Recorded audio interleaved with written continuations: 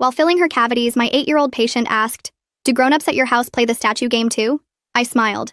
I haven't heard of that one. Her words slurred from the laughing gas. It's when we hear Daddy's car and everyone freezes like statues. My hygienist Sierra raised an eyebrow. That sounds interesting. How do you play? When we hear the garage, Mommy says statue time, and we all freeze wherever we are, Isabella explained drowsily. Even if I'm eating or playing, everything stops. That's when I noticed the faint yellow marks on her upper arm, mostly hidden by her sleeve. Sometimes I'm really good at it. Last week I held my spoon in the air for 20 whole minutes. She seemed proud.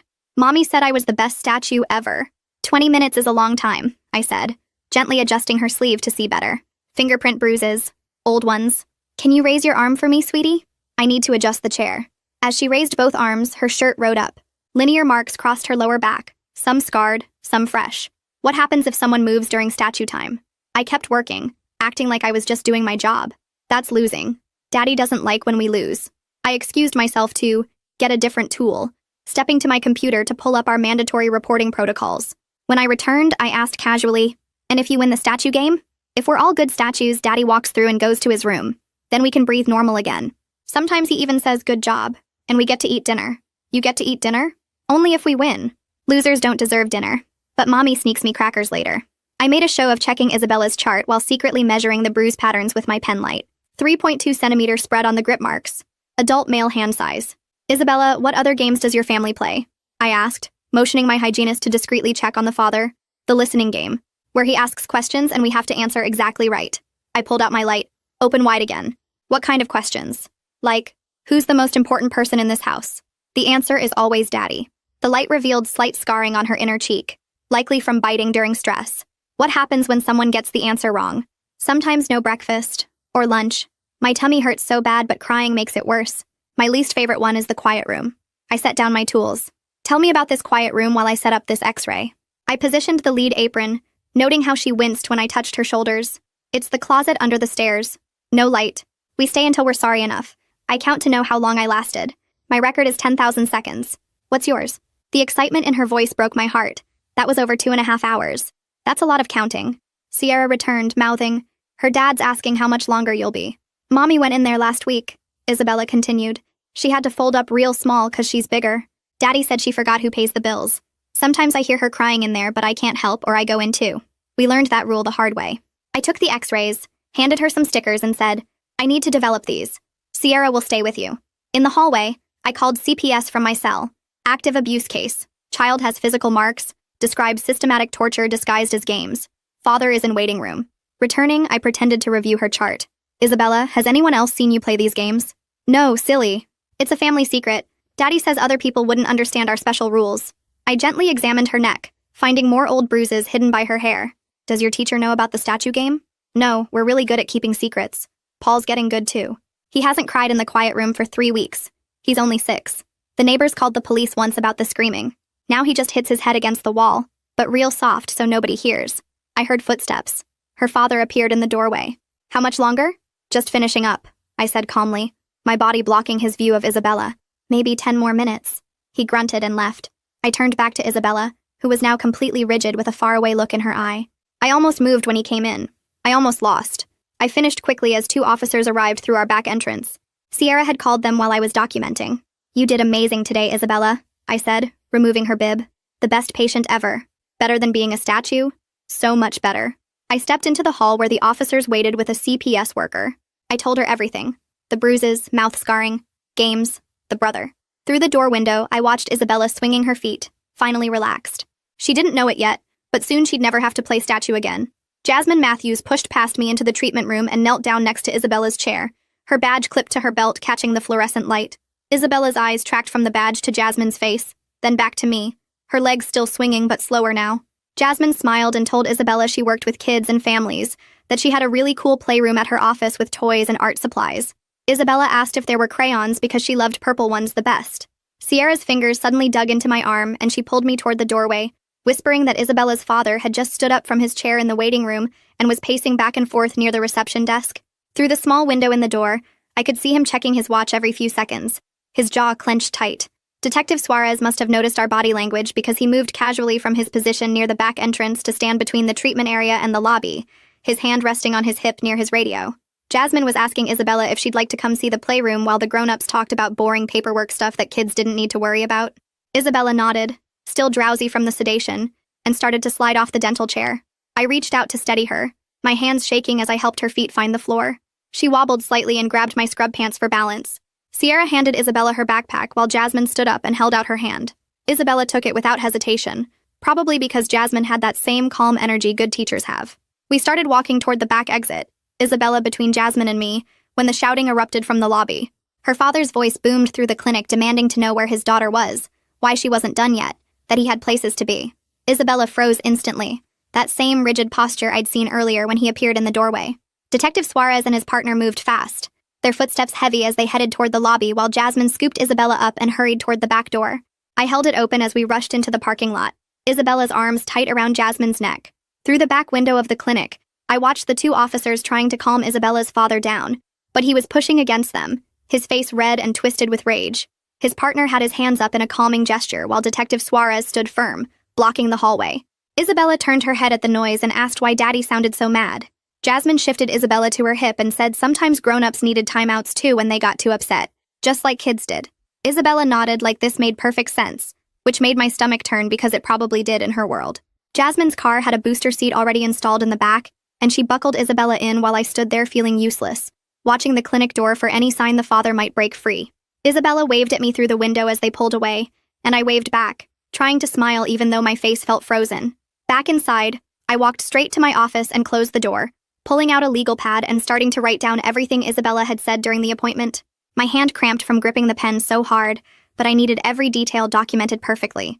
The statue game with the 20-minute spoon hold, the quiet room where she counted to 10,000, the listening game with its trick questions, Paul hitting his head softly against the wall so the neighbors wouldn't hear.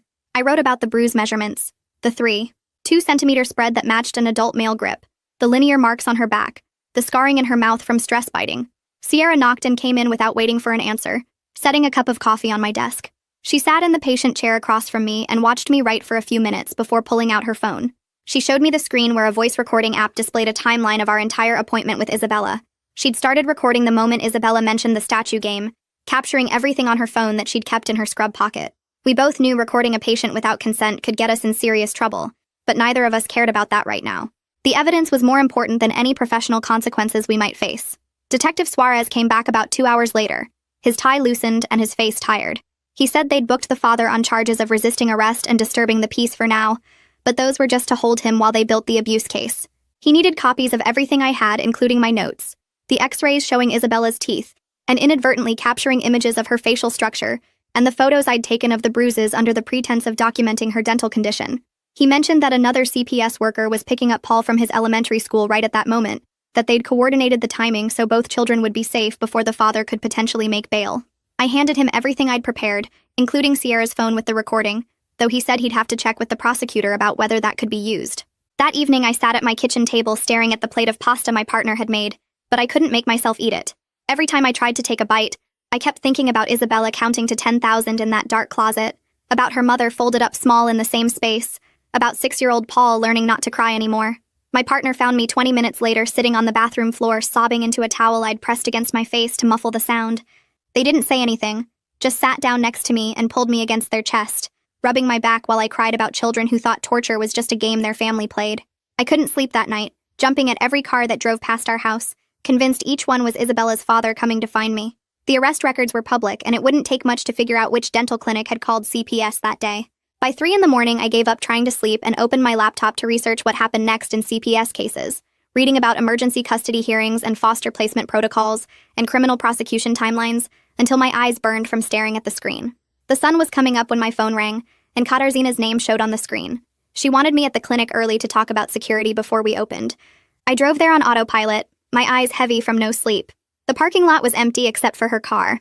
She had coffee waiting in her office and pushed a cup into my hands before sitting down. She'd already called a security company, and they were sending someone to watch our lobby starting today. She showed me the new panic buttons she'd ordered for every treatment room. We went over evacuation routes, and she gave me a key card for the back entrance that only senior staff would have. The security guard arrived while we were talking, a big guy named Arjun who used to be a cop. Katarzina walked him through the clinic layout while I tried to act normal for our first patients. Around noon, Detective Suarez called my cell. He needed me at the station for my formal statement that afternoon at 2. He mentioned they'd searched the family's house and found some things but couldn't tell me what yet. I told Sierra I had a family emergency and left early. The police station smelled like old coffee and floor cleaner. Detective Suarez met me in the lobby and led me to a small room with a camera mounted in the corner. For 3 hours, I went through everything Isabella had said, every bruise I'd seen, every detail I could remember. He asked the same questions different ways, making sure my story stayed the same. Then he opened a folder and showed me photos from the house. The closet under the stairs was tiny, maybe 3 feet by 4 feet. There were scratch marks on the inside of the door, a child's fingernail marks. One photo showed the kitchen timer Isabella had mentioned, still sitting on the counter. Another showed stress position marks on the living room wall where small hands had been placed. I had to look away. He asked me to draw diagrams of where I'd seen bruises on Isabella's body. My hand shook as I sketched her arms, her back, marking each injury I'd documented. When I finally left the station, the sun was setting. I sat in my car for 10 minutes before I felt steady enough to drive. My phone rang as I pulled into my driveway. It was Jasmine Matthews. Both kids were safe in emergency foster care, placed together with an experienced family. They'd had their forensic interviews that day. Paul had confirmed everything Isabella said and told them worse things. Things about being made to stand on one foot for hours, about having to eat food off the floor when he spilled, about their dad making them fight each other for his entertainment. Isabella had drawn pictures during her interview showing the quiet room, the statue game, their dad's angry face.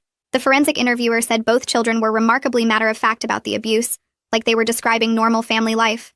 I thanked Jasmine for calling and went inside. My partner had dinner ready, but I couldn't eat. I kept seeing those scratch marks inside the closet door.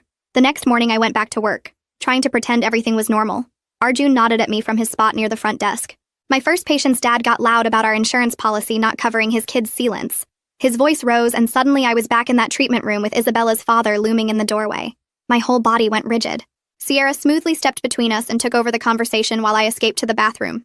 I splashed cold water on my face and stared at myself in the mirror. 3 days after Isabella's disclosure, I was scrolling through my phone during lunch when I saw it. Local news had posted a story about a father arrested for child abuse.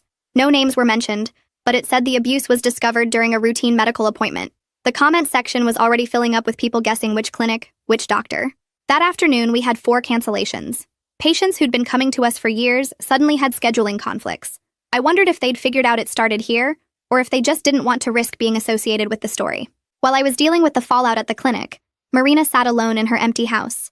The silence felt wrong without the kids. She stared at the kitchen timer that had controlled their lives for so long. Part of her wanted to throw it against the wall and watch it shatter, but she couldn't move. He might come back. He might notice it was gone. Even with him in jail, she couldn't break his rules. She picked it up with shaking hands and set it back exactly where it belonged. A week later, I met with the prosecutor assigned to the case. Juan Guyan was younger than I expected, but her handshake was firm and her eyes were sharp. She walked me through what would happen if the case went to trial. The defense attorney would try to make me look bad. He'd question my training, my experience, suggest I'd misunderstood what Isabella said. She had me practice saying, "That's not accurate," and I documented exactly what I observed over and over. We spent 2 hours going through potential questions. Meanwhile, Marina finally found the courage to dial the number the police had given her. The woman who answered was kind and didn't push when Marina could barely whisper that she needed help. They had a bed available. Marina could come whenever she was ready. She hung up and stared at the phone for another hour before calling back to say yes. The next day, Detective Suarez called me back to the station. This time, he had medical records from the children's physical exams. He spread them across the table like evidence in a crime scene. X-rays showing healed fractures in Paul's ribs. Photos of old burn scars on Isabella's legs that looked like cigarette marks. A map of injuries going back years. Some were healing, some were fresh. All of them told a story of escalating violence. I made it to the bathroom just in time to throw up. Detective Suarez waited outside and handed me a bottle of water when I came out. He'd seen this before, but it never got easier.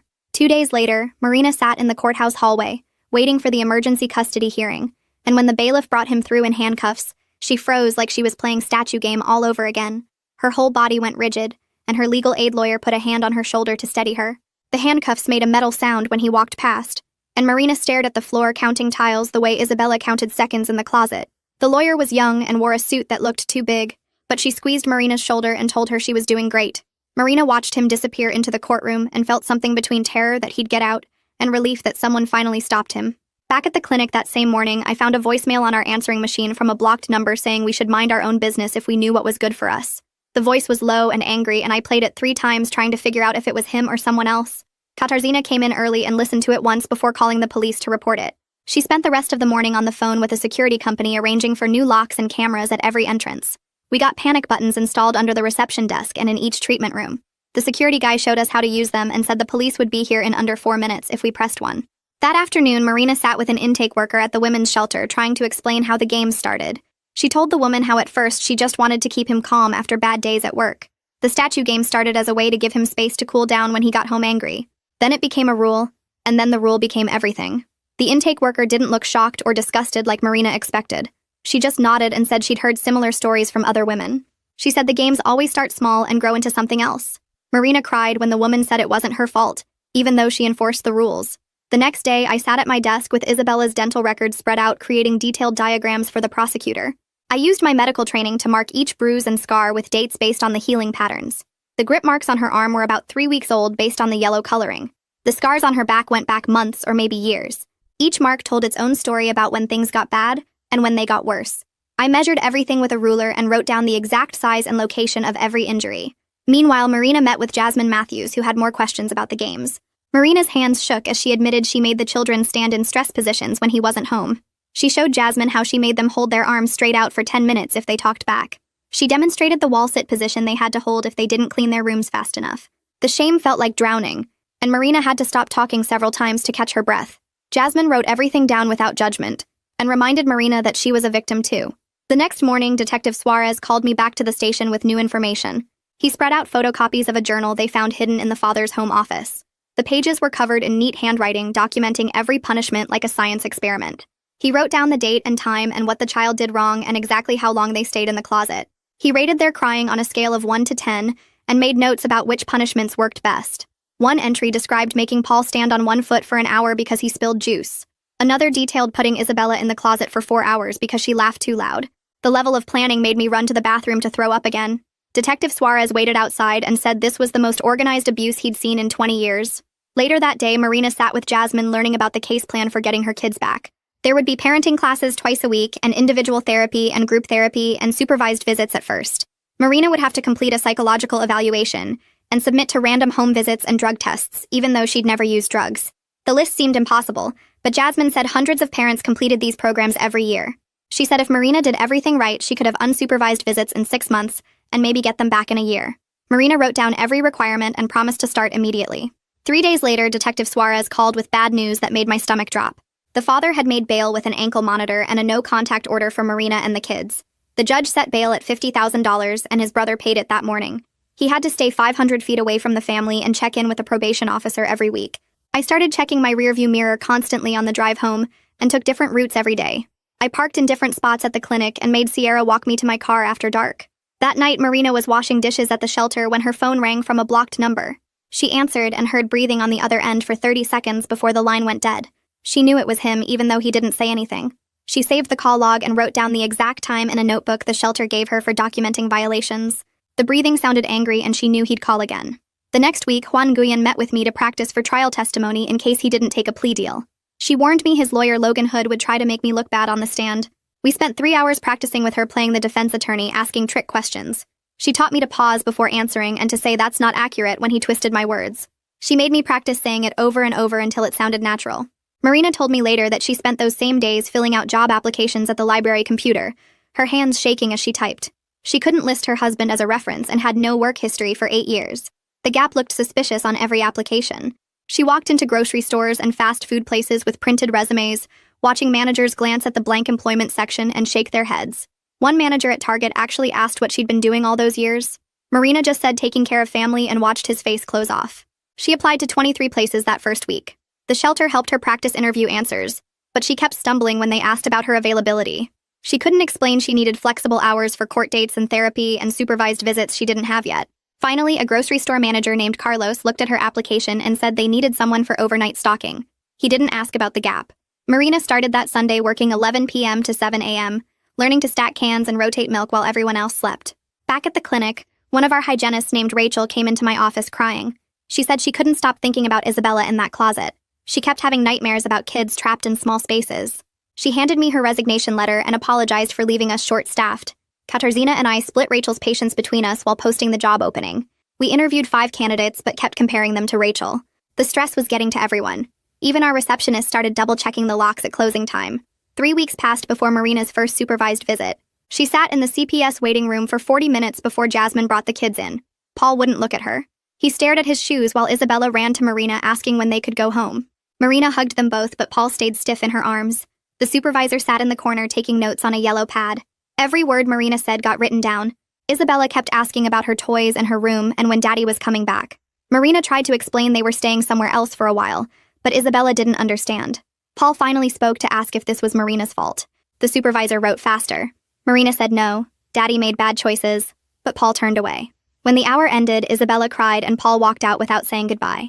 Marina sat in her car afterwards sobbing for 20 minutes before driving back to the shelter. That same week, someone posted on a local Facebook group about a father arrested for child abuse at a dental office. They didn't name our clinic but included enough details that people figured it out. The post got shared 200 times. We started getting phone calls. Some people thanked us for saving those kids. Others accused us of destroying a family over nothing. Someone left a dead rat on our doorstep with a note calling us snitches. Katarzyna installed security cameras and started walking us to our cars. The mail got weird too. Thank you cards mixed with threats. One woman sent a 10-page letter about how CPS stole her kids 20 years ago, and we were part of the conspiracy. During Marina's next therapy session, she finally told Jasmine the whole truth. She admitted she made Isabella stand in the corner for 3 hours when she talked back.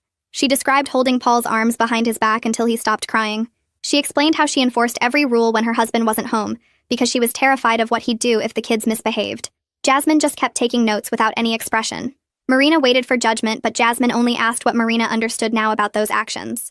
Marina said she knew it was abuse and she participated and she was sorry, but sorry didn't fix anything. 2 days later, I was cleaning a patient's teeth when a car backfired in the parking lot. I jumped and dropped my instruments on the floor. The patient, an older man, asked if I was okay. I made up something about drinking too much coffee that morning. My hands shook as I picked up the tools. Sierra noticed and took over while I went to wash my face in the bathroom. I kept seeing the father in the doorway of the exam room. Every male voice in the waiting room made me tense up. I started parking in different spots and checking my mirrors constantly. The hypervigilance was exhausting, but I couldn't stop. Marina's lawyer filed for a restraining order at the next court date. The judge reviewed the evidence and granted it immediately. Marina could finally sleep without jumping at every sound. She told me she slept 10 hours straight that first night at the shelter. No footsteps in the hallway, no door slamming, no yelling, just quiet and safety. She woke up confused about where she was, then remembered and cried from relief. 3 days later, I was finishing paperwork when I saw a familiar car creeping past our clinic. The father was driving slowly, looking at our windows. I called 911 immediately and gave them the license plate. The dispatcher knew about the protection order and sent units right away. They caught him 2 blocks away. He was arrested for violating the order and his bail got revoked. Marina spent the next week writing letters to both kids. Her therapist helped her revise them 7 times to get the wording right. She couldn't make excuses but needed to apologize. She couldn't promise things would go back to normal, but wanted them to know she loved them. The letters sat in sealed envelopes that CPS would decide when to deliver. The preliminary hearing arrived 6 weeks after the arrest. I wore my most professional outfit and reviewed my notes 50 times. Logan Hood started his cross-examination by asking if I had any training in child psychology. I said no. He asked if I'd ever made a false report before. Hua objected, and the judge sustained it. Hood tried asking the same question 5 different ways until the judge told him to move on. Hood shuffled his papers and asked about my training in recognizing abuse patterns. I listed my continuing education courses while Marina sat in the gallery watching me. Her hands gripped the bench so tight her knuckles went white. She kept staring at me like she was seeing me for the first time. The prosecutor objected to Hood's next question about whether I'd ever misdiagnosed anything. The judge sustained it again. Hood's face got red and he slammed his folder on the table. The judge warned him about his behavior. Marina leaned forward when I described finding the bruises on Isabella's arms. Her face crumpled and she covered her mouth with both hands. A woman next to her patted her shoulder. Hood tried to make it sound like normal childhood marks, but I stayed calm and explained the specific patterns that matched adult grip marks. Marina was crying now but trying to be quiet about it. When I finished testifying and walked past the gallery, Marina mouthed the words, "Thank you" to me. Her eyes were puffy and red. I nodded and kept walking. My legs felt like jelly, and I had to grab the railing going down the courthouse steps. Sierra was waiting in her car and jumped out when she saw me. She grabbed my arm and helped me to the passenger seat. My hands shook so bad I couldn't buckle my seatbelt. Sierra did it for me and drove me home without saying anything. She helped me inside and made me tea while I sat on my couch staring at nothing. The prosecutor called later and said I did great, but I felt empty and tired. 3 days later, Marina went to her first group therapy session at the Women's Center. She sat in a circle with 7 other women. The facilitator asked everyone to share one thing about their experience. When Marina's turn came, she said the word torture for the first time. She'd never called it that before, always just said things were hard or difficult. 2 other mothers nodded when she said it. One reached over and squeezed her hand. They all knew what that word really meant. Marina cried through the rest of the session but stayed until the end. That same week, I was doing a routine cleaning when my phone buzzed with a text from Detective Suarez. I excused myself and read that the father had shown up at Paul's school trying to get information about him. The school called police immediately, and they arrested him for violating the protection order. His bail got revoked and the judge ordered him held until trial. I went back to finish the cleaning, but my hands were steady this time. Knowing he was locked up made everything feel safer. Marina heard the news from her lawyer and felt relief mixed with panic. Part of her brain still expected him to come home. She caught herself setting the table for 4 people at the shelter. She still jumped when she heard car doors slam. During her next therapy session, she admitted something she hadn't told anyone. She'd been planning to take him back. Not consciously, but she'd been saving money in a separate envelope, researching apartments near the jail, even looking up visiting hours. Her therapist didn't judge, just asked what Marina wanted to do with that information. They spent the session making a safety plan for weak moments. Marina wrote down 10 reasons she couldn't go back and kept the list in her wallet. Meanwhile, I sat at my desk after work and pulled out a piece of paper. I wrote Isabella a letter I knew I'd never send. I promised her she'd have boring dinners where nobody had to be perfect. I told her she'd get normal bedtimes and could move whenever she wanted. I wrote that someday the statue game would just be a bad memory. I folded the letter and put it in my desk drawer with her drawing. 2 weeks later, Marina got approved to move from the shelter to transitional housing. It was a tiny 1-bedroom apartment, but it had windows that opened and no closet under the stairs. She walked through it 3 times, checking every door and corner. The property manager thought she was looking for damage, but Marina was just making sure there were no small dark spaces. She signed the lease and got her keys. On moving day, she only had 2 boxes and a garbage bag of clothes, but it felt like freedom. She found the kitchen timer in one of the boxes and held it for a long time. Then she walked to the Goodwill donation bin down the street and dropped it in. She heard it hit the bottom with a small thud. Back at the clinic, Katarzyna called me into her office. The dental board had opened an investigation after Hood filed a complaint about my unprofessional conduct. He claimed I'd overstepped my boundaries and violated patient confidentiality. Katarzyna said not to worry because she'd already sent them all our documentation showing I'd followed every protocol perfectly. I welcomed their review and gave them copies of everything. I knew I'd done the right thing. Marina met with prosecutor Juan Guyon the next week to discuss a plea deal. The father would serve 5 years in prison, register as an offender, and have no contact with the family for 15 years. Marina wouldn't have to testify, and more importantly, neither would the kids. She agreed immediately. Nguyen explained he'd still have to formally accept it in court, but she expected him to take it. Marina signed the paperwork with a steady hand. When I heard about the potential plea deal, part of me felt disappointed. After everything, it seemed like there should be more of a fight, more drama, some big courtroom showdown. But Jasmine reminded me during a follow-up call that the goal was never about winning some legal battle. It was about protecting Isabella and Paul. She was right, and I knew it, but it still felt weird to have it potentially end with paperwork instead of a verdict. 3 days later, Marina called me through Jasmine to thank me for saving her kids. Her voice cracked when she told me she'd been trying to record her victim impact statement for the judge, but kept breaking down every time she got to the part about Paul hitting his head against the wall. She'd sit in front of her phone with the voice recorder app open and start talking about what their father took from them. She'd get maybe 2 minutes in before the crying would start, and she'd have to delete it and try again. On her 6th try, she made it all the way through by focusing on one word at a time, instead of thinking about the meaning.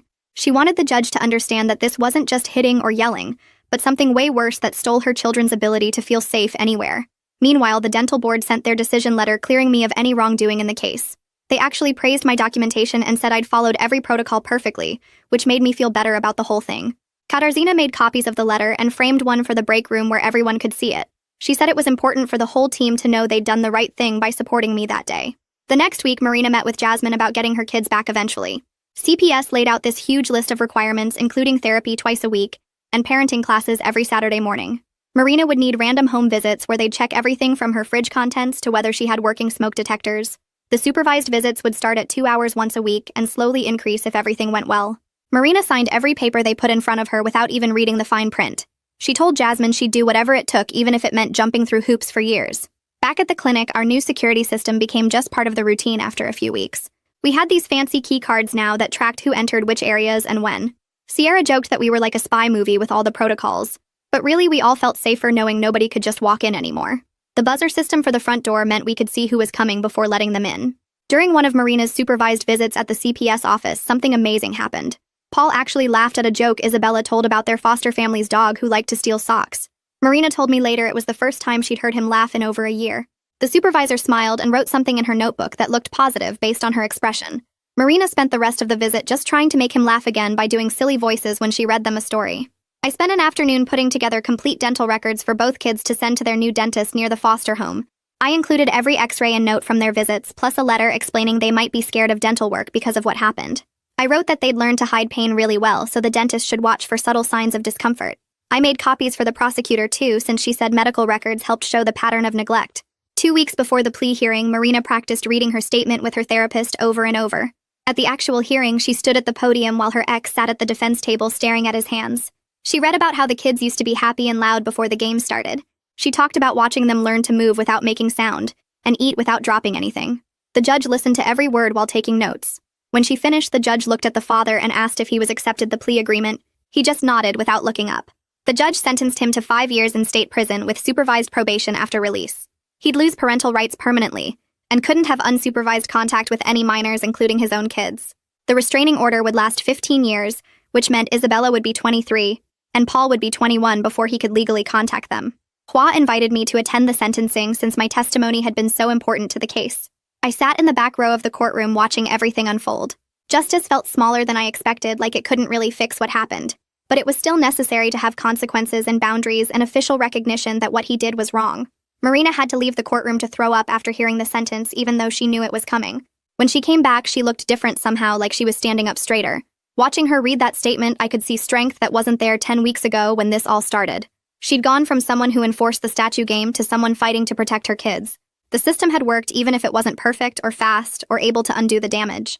Marina told me later that knowing her kids would be adults before he could contact them felt like she could finally breathe. She'd been so scared he'd get out and come after them or manipulate them into coming back. Now there were legal papers saying he couldn't do that, backed up by the threat of more prison time if he tried. Marina stood at the next family court hearing 3 weeks later while the judge reviewed her compliance reports from CPS. She'd completed 40 hours of parenting classes and hadn't missed a single therapy session in 2 months. The judge signed the order approving overnight visits starting the following month. Marina had already spent her first 3 paychecks from the grocery store painting the kids' room at her transitional housing apartment and buying nightlights shaped like stars. She'd even gotten Paul a weighted blanket because her therapist said it might help with his nightmares. A thick envelope arrived at my office through CPS the next week with Isabella's name written on the return address in careful crayon letters. Inside was a drawing of herself sitting in a dental chair with the biggest smile I'd ever seen her draw, surrounded by hearts and rainbows. I filed it in my locked drawer with all the other case documents, not ready to hang it up where patients might ask questions. Marina's first overnight visit happened on a Friday and turned into complete chaos within 2 hours. Paul woke up screaming 4 times, and Isabella kept testing every single boundary, asking if she could eat cookies for dinner and stay up past midnight. Marina made scrambled eggs at 6 in the morning while both kids sat at the table without anyone having to freeze or play any games. She told her therapist later that just eating breakfast together felt like winning the lottery. The county asked me to join a panel training other mandated reporters about recognizing abuse signs, and I spent 3 hours walking them through everything I'd documented. My voice stayed steady when I showed them the photos of Isabella's bruises and explained how kids normalize abuse through games and competitions. Nobody in that room would miss those signs again. 4 months after the arrest, Marina called my office asking if she could bring Isabella in for her regular cleaning. We scheduled it for a Tuesday afternoon, and when they walked in, Marina looked me straight in the eyes and mouthed, "Thank you," while Isabella ran ahead to the toy box. The whole appointment felt weird but good, with Marina reading magazines in the lobby like any other parent while Isabella chatted about her new teacher and the class hamster named Mr. Whiskers. I locked up the clinic after a completely normal Thursday of cleanings and fillings and realized I hadn't thought about Isabella's father in over a week. My hands didn't shake anymore when cars pulled into our parking lot, and I'd stopped checking my mirrors constantly on the drive home. The healing wasn't done, but it was happening. Marina signed a lease for a 2-bedroom apartment using money she'd saved from 4 months of grocery store night shifts. The kids would share a room with bunk beds she found at a thrift store, but the place had its own entrance and no closet under any stairs. She hung Isabella's drawings on every wall and bought Paul a reading light so he could look at picture books when he couldn't sleep. 6 months after that first appointment, Isabella sat in my chair for her routine cleaning, talking nonstop about her new school's science fair, where she'd grown beans in different types of soil. Marina sat in the lobby reading an actual magazine instead of watching the door, looking like any regular parent waiting for their kid. When Isabella opened wide without any fear or hesitation, showing healthy teeth and gums with no new injuries anywhere, I knew we'd all made it through something terrible and come out different, but okay, on the other side. Well, folks, that's all for today. Thanks for sticking around while I asked all my questions and wondered about things. If you made it to the end, drop a comment. I love reading all your comments.